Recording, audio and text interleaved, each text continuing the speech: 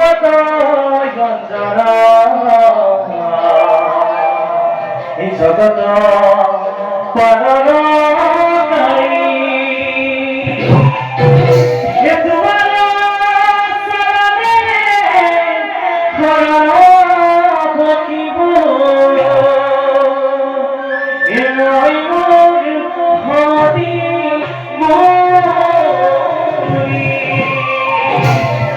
এ জগন্নাথ তুমি কৃপাময় করলে ফকির আমি এ ভগবান প্রভু নারায়ণ